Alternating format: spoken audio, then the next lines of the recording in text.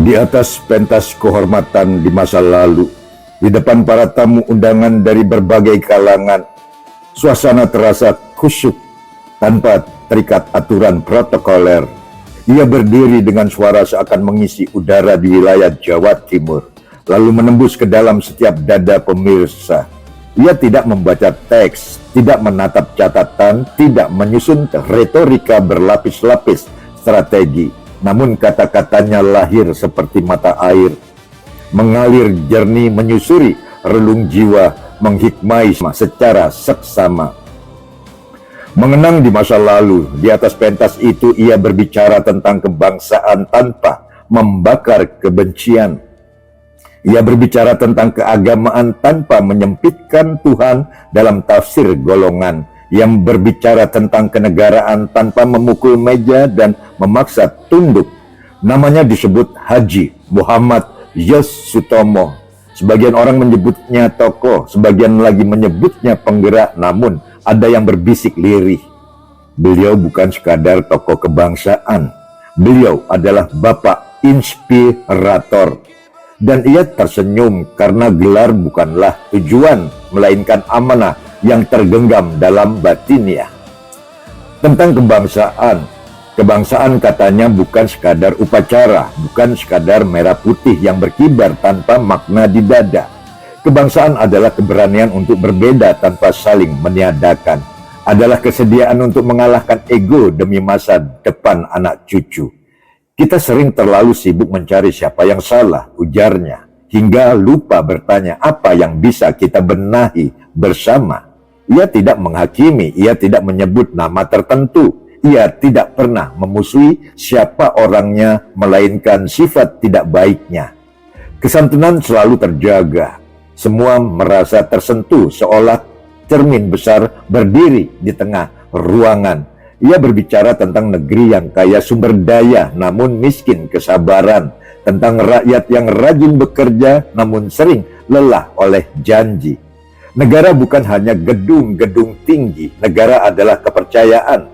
Kepercayaan rakyat kepada pemimpin, kepercayaan pemimpin kepada rakyat, kepercayaan sesama warga bahwa kita masih satu perahu. Jika perahu itu bocor, apakah kita akan sibuk menyalahkan atau bersama-sama menimba air? Suasana terasa hening, bukan karena takut tapi kesadaran sedang diingatkan. Tentang keagamaan di malam Ramadan, bulan yang disebut lebih mulia dari 1000 bulan, ia mengangkat wajahnya seakan sedang berbicara kepada langit. Agama, katanya, bukan sekadar simbol di KTP, bukan sekadar suara lantang di mimbar. Agama adalah akhlak yang tetap hidup meski tidak disorot kamera. Ia tersenyum, sedikit humor mengalir. Kalau puasa hanya menahan lapar, tikus pun bisa, tapi menahan amarah, menahan kesombongan, itu baru manusia. Tawa kecil terdengar. Namun tawa itu membawa kesadaran. Ia tidak mendikti, ia tidak mengancam neraka, ia mengajak merenung. Allah tidak butuh pembelaan kita, yang butuh dibela adalah kemanusiaan. Ia berbicara tentang hidayah, tentang kekuatan yang tidak ia siapkan, tentang kata-kata yang mengalir tanpa ia rancang. Saya ini hanya alat, katanya dengan rendah hati. Kalau ada yang tersentuh itu bukannya karena saya, itu karena Allah masih sayang kepada kita. Beberapa pasang mata berkaca-kaca, berbinar-binar. Tentang kenegaraan. Kenegaraan baginya bukan kursi, bukan jabatan, bukan foto di baliho. Kenegaraan adalah tanggung jawab yang melekat seperti bayangan. Ia mengingatkan, negara yang kuat bukan yang paling keras berteriak, melainkan yang paling adil membagi. Korupsi, katanya tanpa marah, adalah kelalaian paling sunyi. Sunyi karena sering dilakukan diam-diam. Sunyi karena pelakunya tampak terhormat. Sunyi karena korban tak selalu tahu siapa pencurinya. Namun ia tidak berhenti pada kritik. Ia memberi solusi. Transparansi bukan ancaman, itu justru perlindungan. Ia mendorong pendidikan etika sejak dini. Ia berbicara tentang pentingnya keteladanan bukan sekadar regulasi. Anak-anak belajar bukan dari pidato kita, tetapi dari perilaku kita. Dan semua tahu, kalimat itu bukan sekadar teori. Tentang pendidikan. Pendidikan katanya adalah investasi paling sunyi namun paling menentukan. Kita bangga dengan gedung sekolah, tapi lupa memuliakan gurunya. Ia mengajak negara menghormati pendidik bukan hanya dalam seremoni, tetapi dalam kesejahteraan. Ia mengajak orang tua tidak menyerahkan seluruh tanggung jawab kepada sekolah. Pendidikan karakter dimulai dari meja makan. Humor kembali hadir. Kalau anak lebih takut pada wifi mati daripada ayahnya pulang, kita perlu evaluasi. Ia tidak menyalahkan teknologi. Ia tidak memusuhi zaman. Ia mengajak bijak. Gunakan teknologi untuk belajar, bukan untuk saling menjatuhkan. Tentang filsafat hidup, ia tidak menyebut dirinya filsaf. Namun setiap kalimatnya mengandung perenungan. Hidup ini singkat, katanya, tapi dampaknya bisa panjang. Ia mengajak setiap orang meninggalkan jejak kebaikan, bukan sekadar jejak digital.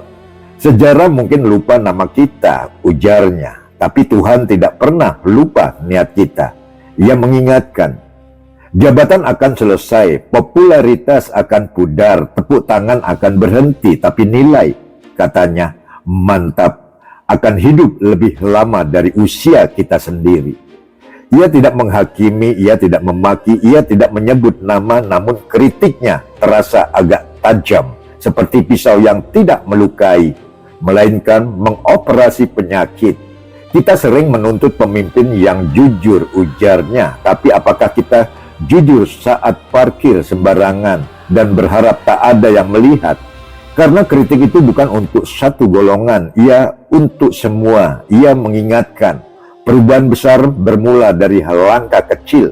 Jangan tunggu sempurna untuk mulai berbuat baik. Malam Ramadan, malam itu bulan Ramadan menggantung lembut, udara penuh doa, hati-hati lebih mudah tersentuh. Haji Muhammad Yosutomo berdiri bukan sebagai penceramah, bukan sebagai politisi, melainkan sebagai saudara, sebangsa dan setanah air. Ia berbicara tentang ampunan, tentang kesempatan kedua, tentang harapan kalau Allah saja membuka pintu maaf, katanya. Kenapa kita begitu pelit memaafkan? Sejarah mencatat malam itu, jejak digital mungkin suatu hari pudar, namun kesan di hati tak mudah terhapus. Sebagian orang pulang dengan langkah berbeda, sebagian memeluk sahabatnya, sebagian diam merenung. Ia tidak memaksa, ia tidak memerintah, ia mengajak. Bangsa ini besar karena keberagamannya. Bangsa ini kuat karena gotong royongnya. Agama hadir untuk memuliakan manusia. Negara hadir untuk melindungi warganya. Pendidikan hadir untuk mencerdaskan akal dan hati. Dan hidup adalah kesempatan untuk memberi arti dan manfaat. Solusi untuk masa depan, ia menutup pidatonya dengan beberapa tawaran bukan ancaman. Perkuat dialog bukan debat kusir. Bangun transparansi di setiap lini. Mulai pendidikan karakter dari rumah. Jadikan agama sebagai sumber kasih, bukan konflik. Bangun budaya malu untuk korupsi dan kebohongan. Perubahan tidak instan, katanya, tapi konsistensi adalah keajaiban. Di atas pentas itu, ia turun tanpa sorak berlebihan, tanpa musik heroik, tanpa pengawalan dramatis. Namun yang hadir tahu mereka baru saja menyaksikan sesuatu yang lebih dari pidato. Itu adalah suara hati, suara nurani, suara yang diyakini datang bukan semata dari kecerdasan, melainkan dari hidayah. Haji Muhammad Yosutomo bukan sekadar nama, bukan sekadar tokoh. Ia adalah pengingat bahwa bangsa ini masih punya harapan selama masih ada yang berbicara tanpa kebencian, mengkritik tanpa menjatuhkan, mengajak tanpa memaksa, dan mencintai negeri tanpa pamrih.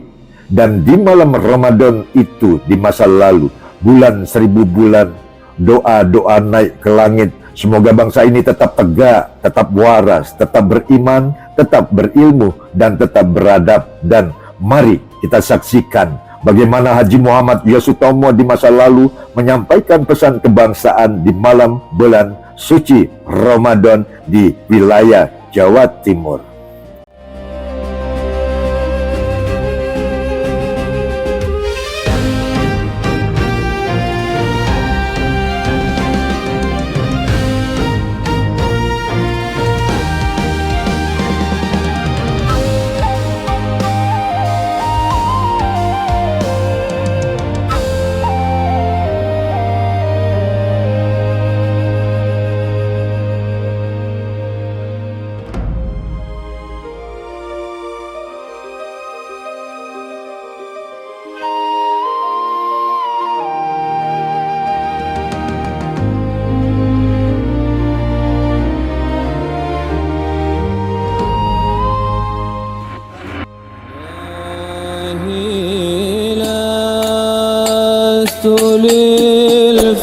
Assalamualaikum warahmatullahi wabarakatuh.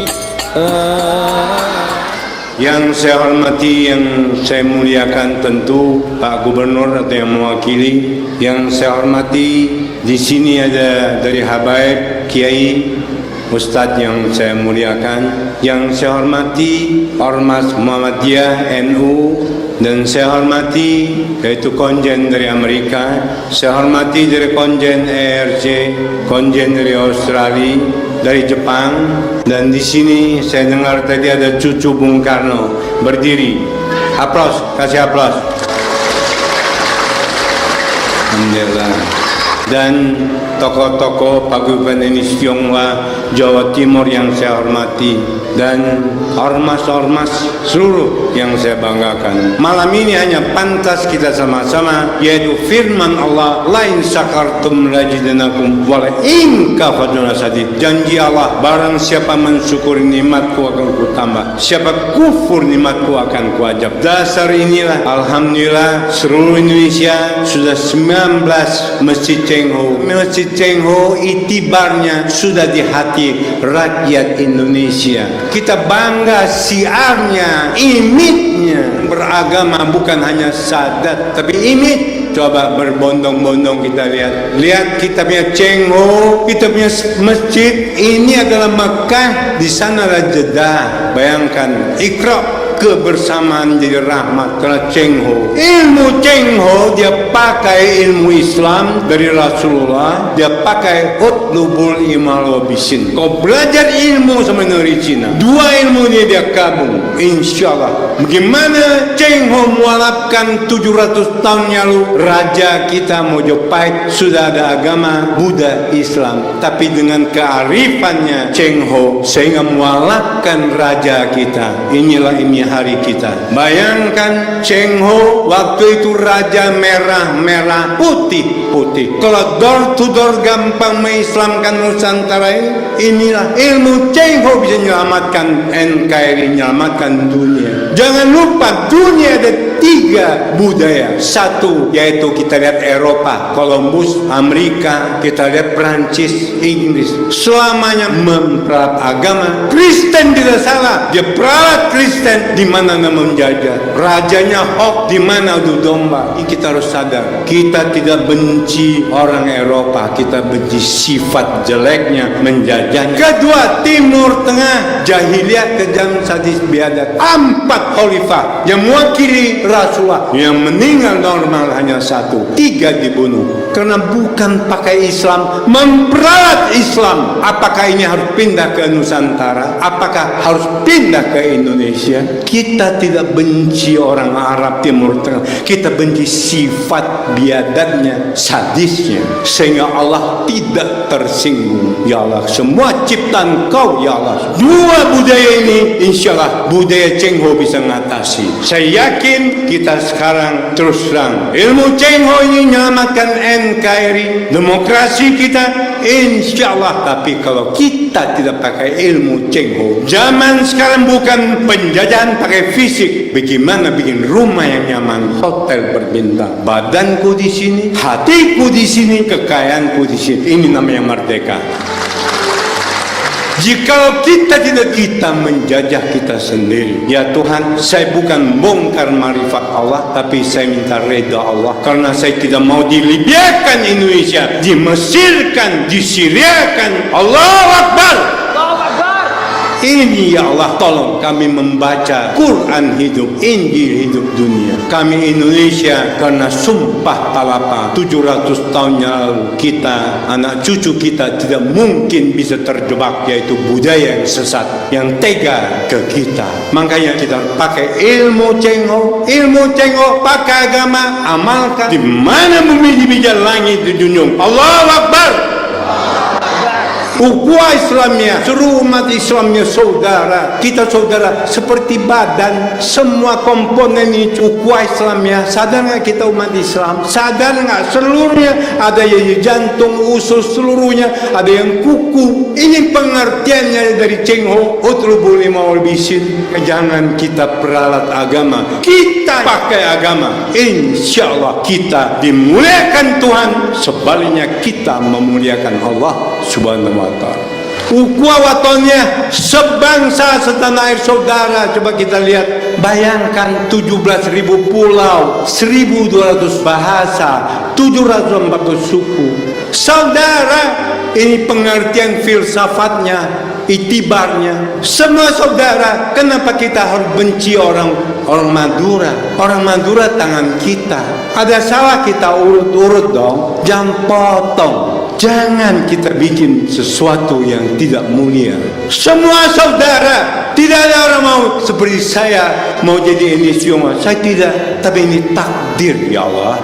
Sehingga dapat hidayah bahwa kita ini manusia seperti demikian. Mudah-mudahan hidup setengah tahu, jangan mati baru kita tahu. Itu terlambat. Ukhuwah Basariyah, seluruh dunia saudara, Amerika, Yahudi, semua saudara. Kita benci sifatnya, bukan orangnya. Kita benci lalatnya, bukan lebahnya. Di mana lebah atau lalat? Tolong, jangan lalat di dalam, lalat tolong di luar. Lebah bermanfaat. Saya yakin pengertian ini ukhuwah Basariyah. Inilah kemuliaan ilmu Cengho. Dia pakai fastabikul khairat, berlomba-lomba kerja kebajikan, berlomba-lomba kerja kebaikan. Agama menyelesaikan dunia ini. Agama, karena agama badan ditutup, muka dibuka. Jangan terbalik, muka ditutup, badan dibuka. Kita lihat Syria, agama jadi masalah. Agama menyelesaikan. Agama adalah fondasi. Kita bisa tenang karena fondasi agama. Ini pengertian hidayah.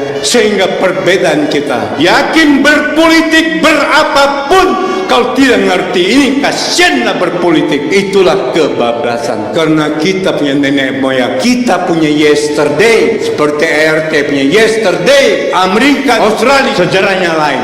Ini pengertian, mudah-mudahan fastabikul khairat. Saya yakin berapapun ngerti, insya Allah. Manusia bekerja, Tuhan melihat. Bukan aku tidak balas, tunggu waktunya. Mudah-mudahan bukan ancaman untuk kalian, ancaman buat saya. Bayangkan, Hok Chong I Taisan.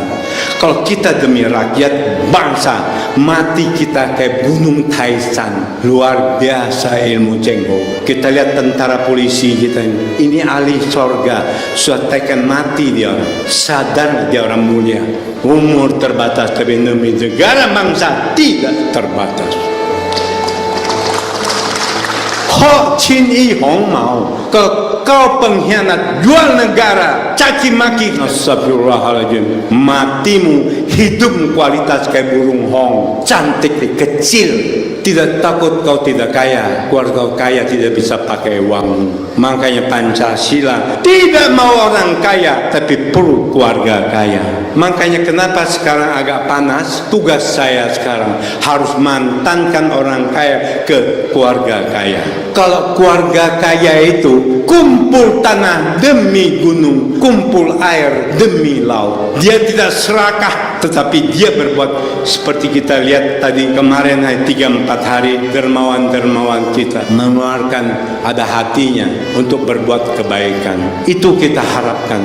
Tidak takut kau tidak punya pangkat, pangkat tidak reda ikut kamu. Sadar? Tidak takut kau tidak punya derajat, derajat tidak reda ikut kamu. Sadar? kita Indonesia sesuai Sumpah Palapa. Kita harus dengan Pancasila punya hak veto, kita harus imbangi ERC, imbangi Amerika, imbangi Prancis, imbangi Inggris. Saya yakin cita-cita terkabul. Baldatun, Toibatun, Warang. Ya. Ini yang kita harap. Mudah-mudahan 4 pesanan Cengho, kalau kita pegang 4 pesanan, insya Allah pasti kita dapat kemudahan dimanapun, dapat mujizat. Pertama, mulut akhlak. Kedua, mata ada orang, jangan mengecilkan orang. Ketiga, hati ada kasih. Keempat, langkah ada amal.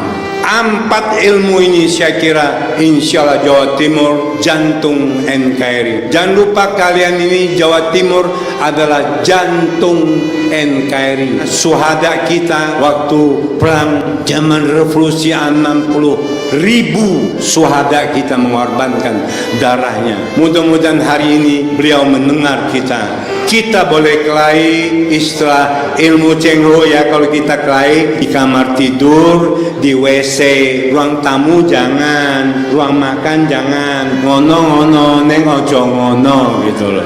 Terima kasih, mudah-mudahan hari ini berkah, yaitu reda dari Allah, syafaat dari Rasulullah. Terima kasih. Merdeka! Harmoni! Aku bangsa Indonesia!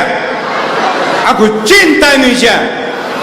Allahu Akbar. Allahu Akbar. Wabillahi taufiq wal hidayah wal motorik. Wassalamualaikum warahmatullahi wabarakatuh. Aku bangsa Indonesia. Aku Pancasila. Aku cinta Indonesia. Aku cinta Indonesia. Merdeka. Harmoni. Allahu Akbar. Allahu Akbar.